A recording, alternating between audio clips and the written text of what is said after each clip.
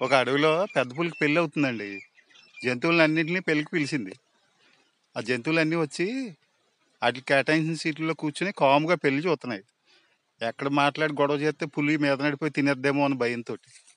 అట్లా ఒబీడియన్స్ చూసి కాబోయే పెళ్ళంకేసి తిరిగి మేసం తిప్పుతా పెద్ద పులి అంది, చూసావా జంతువులన్నింటికి నేనంటే ఎంత భయమో అని ఒక బిల్డప్ ఇచ్చిందండి. ఇంతలో అక్కడికి లేటుగా ఒక పిల్లి వచ్చింది. వచ్చి దాని సీట్లో కూర్చోవడం అనేసి పెళ్లి కళ్యాణ మండపం పైకి ఎక్కిపోయి డ్యాన్స్ చేస్తాం మొదలెట్టిందండి. ఆ జంతువులన్నీ, ఏ పిల్లి ఎవరి ముందు డ్యాన్స్ చేస్తున్నావు చూసావా, దిగు కిందకి అని కేకేసిన వినకుండా ఇంకా సీరియస్గా డ్యాన్స్ చేస్తుందండి.